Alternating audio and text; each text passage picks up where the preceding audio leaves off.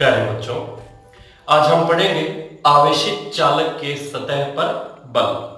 दोस्तों, चालक को दिया गया आवेश हमेशा उसके पृष्ठ पर वितरित हो जाता है। तो हमने मान लिया ABC एक गोलाकार चालक है जिसको दिया गया आवेश Q इसके पृष्ठ पर एक समान रूप से वितरित हो जाता है। चालक के पृष्ठ पर स्थित आवेश एक दूसरे को प्रतिकर्षित करते हैं और इन आवेशों के बीच लगने वाले प्रतिकर्षण बल की दिशा किस तरफ होगी, सबसे पहले हम यह निर्धारित करेंगे। मान लिया चालक के पृष्ठ पर एक छोटा सा अल्पांश AB है। अल्पांश AB पर थोड़ा सा आवेश है। इस अल्पांश आवेश को मैं नाम दे देता हूं DQ। अल्पांश AB पर स्थित आवेश को हमने नाम दे दिया DQ। इस DQ आवेश पर बाकी सभी आवेशों के कारण लगने वाले प्रतिकर्षण बल की दिशा हम निर्धारित करेंगे। इसके लिए DQ आवेश से समान दूरी पर स्थित किन्हीं दो आवेशों की कल्पना करते हैं। मान लीजिए DQ से कुछ दूरी पर एक आवेश हमने बाईं तरफ लिया और उतनी ही दूरी पर एक आवेश हमने दाईं तरफ लिया। बाईं तरफ स्थित आवेश के कारण अल्पांश आवेश DQ पर प्रतिकर्षण बल की दिशा दोनों आवेशों को मिलाने वाली रेखा के अनुदिश होगी और इस बाईं तरफ स्थित आवेश के कारण प्रतिकर्षण बल को मैं निरूपित कर देता हूं DF से। इसी प्रकार दाईं तरफ स्थित आवेश के कारण भी बिंदु AB पर स्थित आवेश DQ पर प्रतिकर्षण बल की दिशा दोनों आवेशों को मिलाने वाली रेखा के अनुदिश होगी और इस प्रतिकर्षण बल को मैं निरूपित कर देता हूं DF से। चूंकि दोनों आवेशों की दूरियां अल्पांश आवेश DQ से बराबर है, इसलिए दोनों आवेशों के कारण DQ पर प्रतिकर्षण बल का मान भी आपस में बराबर होगा। X अक्ष के अनुदिश एक निर्देश रेखा की कल्पना करते हैं। ये मान लिया एक निर्देश रेखा है जो X अक्ष के अनुदिश है। मान लिया पहले आवेश के कारण DQ पर लगने वाला प्रतिकर्षण बल X अक्ष के साथ कोण बना रहा है थीटा, तो दूसरे आवेश के कारण DQ पर लगने वाला प्रतिकर्षण बल ये भी X अक्ष के साथ कोण बनाएगा थीटा। परिणामी बल इन दोनों बलों के सदिश योग से प्राप्त होगा और इन दोनों बलों का सदिश योग करने के लिए दोनों बलों को मैं घटकों में वियोजित कर देता हूं। DF का थीटा के अनुदिश घटक DF कोस थीटा, थीटा के लंबवत घटक हमें प्राप्त होगा DF साइन थीटा। इसी प्रकार से इस DF का थीटा के अनुदिश घटक DF कोस थीटा और थीटा के लंबवत घटक हमें प्राप्त होगा DF साइन थीटा। चूंकि DF कोस थीटा घटक परिमाण में समान है लेकिन दिशा में विपरीत है, दोनों परस्पर निरस्त हो जाएंगे। इस अल्पांश आवेश पर इन दोनों आवेशों के कारण प्रतिकर्षण बल DF sin थीटा घटकों के योग से प्राप्त होगा। इस प्रतिकर्षण बल की दिशा पृष्ठ के लंबवत दिशा में होगी। तो हम कह सकते हैं कि गोले के बाएं भाग में स्थित प्रत्येक आवेश के संगत दाएं भाग में भी एक ऐसा आवेश स्थित होगा कि दोनों आवेशों के कारण इस अल्पांश आवेश पर लगने वाले बलों के कोस थीटा घटक परस्पर निरस्त हो जाएंगे। परिणामी बल साइन थीटा घटकों के योग से प्राप्त होगा और परिणामी बल की दिशा सदैव चालक के पृष्ठ के लंबवत दिशा में होती है। तो ध्यान रहे, जब भी किसी चालक को आवेश दिया जाता है तो चालक के आवेशों के बीच लगने वाले प्रतिकर्षण बल को हम वैद्युत बल कहते हैं। इस वैद्युत बल की दिशा हमेशा चालक के पृष्ठ के लंबवत दिशा में होती है और एकांक क्षेत्रफल पर लगने वाले वैद्युत बल को ही वैद्युत दाब कहते हैं। इस वैद्युत बल का मान हम परिकलित करेंगे। तो मान लिया गोलाकार चालक ABC को दिया गया आवेश Q इसके पृष्ठ पर एक समान रूप से वितरित हो जाता है। चूंकि चालक के अंदर कोई आवेश उपस्थित नहीं होता तो चालक के अंदर आवेश हमने मान लिया शून्य है।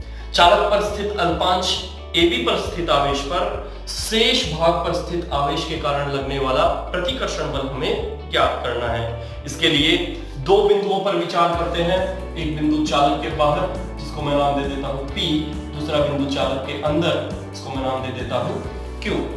चालक के बाहर अति निकट स्थित किसी बिंदु पर विद्युत क्षेत्र की तीव्रता का मान होता है P पर विद्युत क्षेत्र हम लिखेंगे सिग्मा अपॉन एप्सिलॉन नॉट और चालक के अंदर कोई आवेश नहीं होता, इसलिए विद्युत क्षेत्र का मान भी शून्य होता है। क्यों पर विद्युत क्षेत्र हमने मान लिया शून्य। बिंदु P पर विद्युत क्षेत्र दो भागों के कारण उत्पन्न हुआ माना जा सकता है, भाग AB के कारण उत्पन्न विद्युत क्षेत्र और भाग ACB के कारण उत्पन्न विद्युत क्षेत्र। इसी प्रकार से बिंदु Q पर परिणामी विद्युत क्षेत्र भी AB और ACB के कारण उत्पन्न विद्युत क्षेत्रों के सदिश योग से प्राप्त किया जाएगा। किस प्रकार से, इसको हम डायग्राम में डिनोट कर देते हैं कि AB भाग को मैंने अलग यहां बना दिया और शेष भाग ACB को मैं अलग यहां बना देता हूं।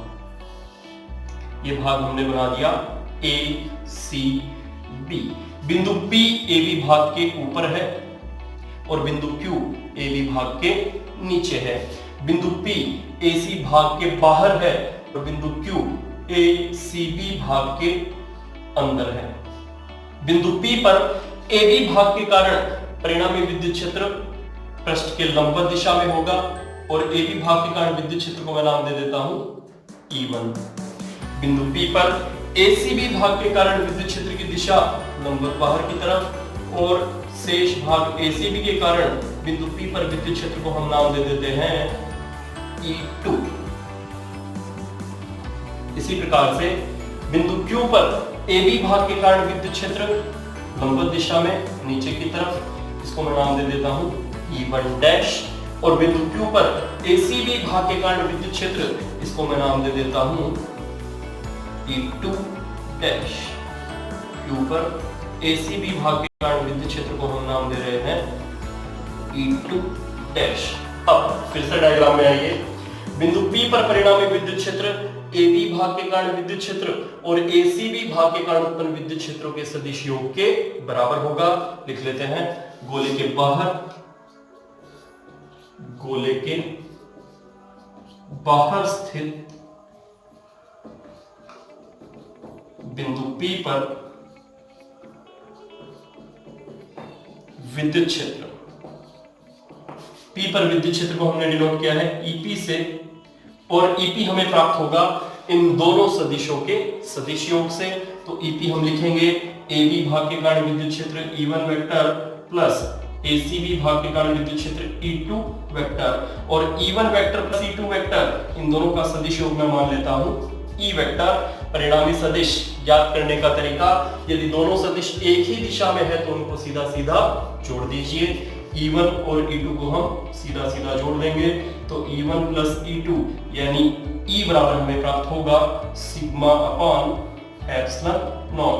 इसको दे देते हैं समीकरण नंबर 1। इसी प्रकार से बिंदु Q पर परिणामी विद्युत क्षेत्र AB भाग के कारण विद्युत क्षेत्र E1 डैश और ACB भाग के कारण उत्पन्न विद्युत क्षेत्र E2 डैश के सदिश योग के बराबर होगा। लिख लेते हैं, गोले के अंदर स्थित बिंदु Q पर विद्युत क्षेत्र, Q पर विद्युत क्षेत्र को हमने नाम दिया है EQ। तो EQ वेक्टर बराबर हमें प्राप्त होगा AB भाग के कारण उत्पन्न विद्युत क्षेत्र E1 dash vector plus ACB भाग के कारण उत्पन्न विद्युत क्षेत्र E2 डैश वेक्टर। और परिणामी विद्युत क्षेत्र हमें पता है, गोले के अंदर विद्युत क्षेत्र शून्य है तो Q पर विद्युत क्षेत्र मैंने लिख दिया शून्य। दोनों सदिशों का परिणामी ज्ञात करने का तरीका, इस बार दोनों सदिश विपरीत दिशा में है तो Q पर परिणामी विद्युत क्षेत्र इन दोनों के अंतर से प्राप्त होगा। परिणामी विद्युत क्षेत्र के ऊपर हम लिखेंगे E1 dash minus E2 dash बराबर 0, या यहां से हमें प्राप्त होगा E1 डैश बराबर E2 डैश। इसको दे देते हैं समीकरण नंबर 2।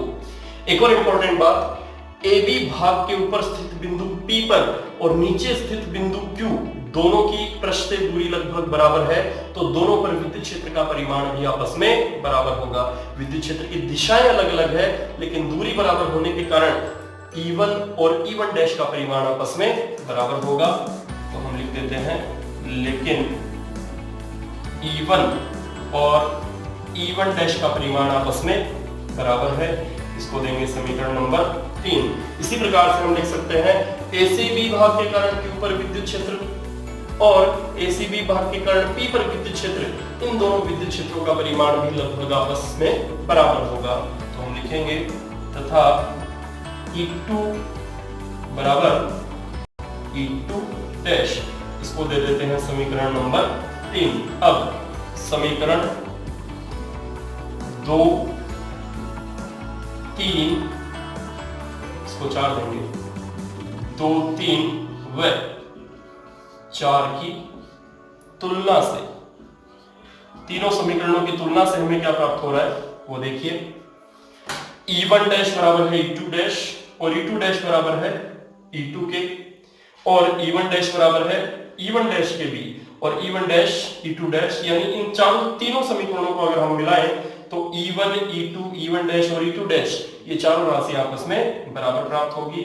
लिख देते हैं E1 बराबर E2 बराबर E1 डैश बराबर E2 डैश। ये मान रख देते हैं समीकरण नंबर 1 में E1 प्लस E2 बराबर है सिग्मा अपॉन एप्सिलॉन नॉट। तो E2 की जगह भी, E1 की जगह भी हम लिख सकते हैं E2।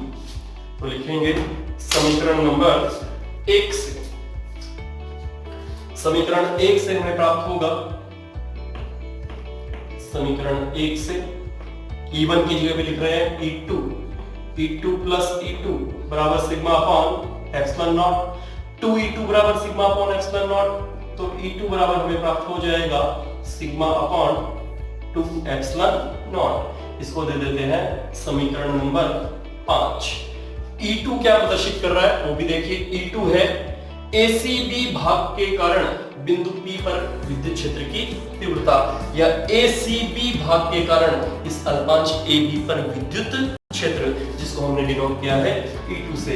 यहां लिख भी देता हूं, E2 है ACB भाग के कारण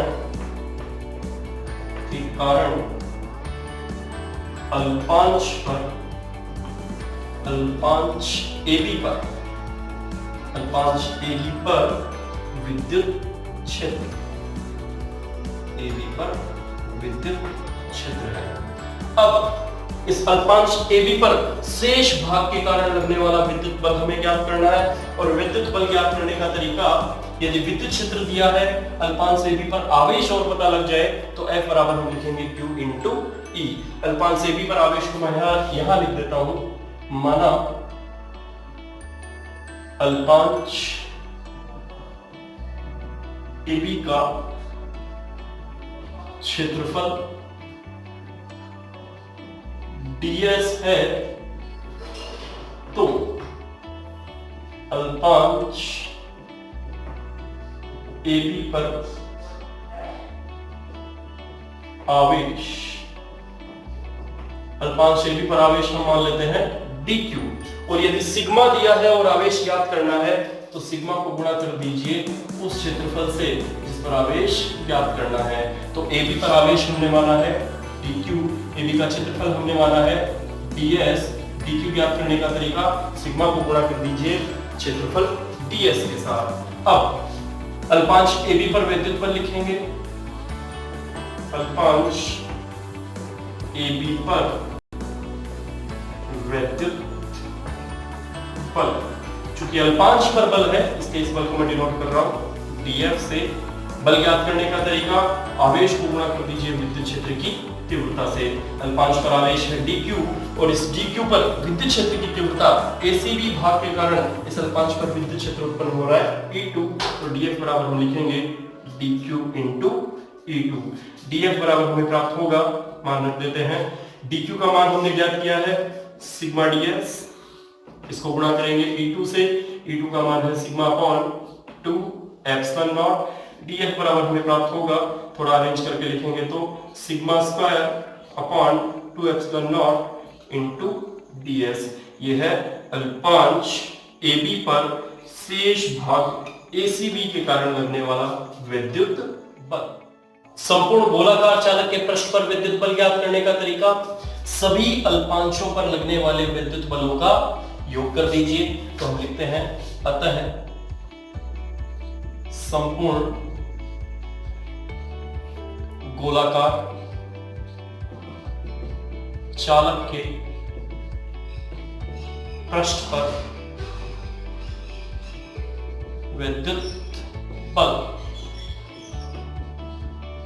संपूर्ण गोलाकार चालक के पृष्ठ पर विद्युत बल को हम डिनोट कर देते हैं F से, और कुल बल F बराबर होगा सभी अल्पांशों पर लगने वाले विद्युत बलों का योग यानी समाकलन। F बराबर हमें प्राप्त होगा, dF का मान रख देते हैं, dF बराबर हमें प्राप्त होगा sigma square upon 2 epsilon not, साथ में dx, और इसका करेंगे हम समाकलन। जो कांस्टेंट है उसको समाकलन से बाहर निकाल लेते हैं, sigma constant 2 epsilon not constant, समाकलन के अंदर बचेगा ds। समाकलन ds प्रदर्शित कर रहा है सभी अल्पांशों के क्षेत्रफलों का योग, यानी इस गोलाकार पृष्ठ का कुल क्षेत्रफल। मान लेते हैं गोले की त्रिज्या कैपिटल R है, तो गोलाकार पृष्ठ का क्षेत्रफल हमें प्राप्त होगा 4 पाई r स्क्वायर। तो कुल बल F बराबर हम लिख सकते हैं sigma square upon 2 epsilon not into 4 pi r square.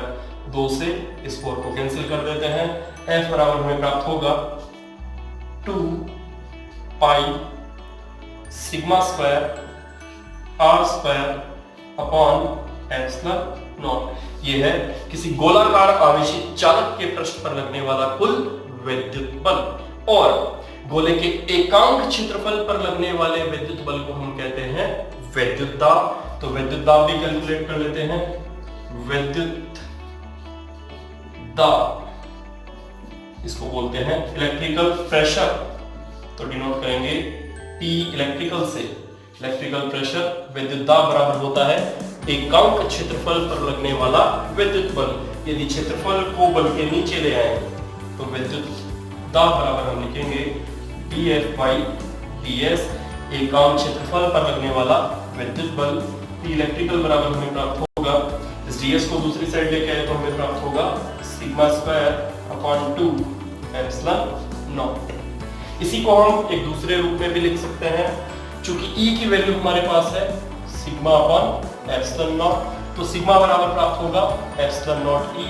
Sigma square की जगह लिखेंगे epsilon not square E square, epsilon से स्क्वायर कैंसिल, तो P बराबर हमें प्राप्त होगा दूसरा form 1/2 epsilon not E square.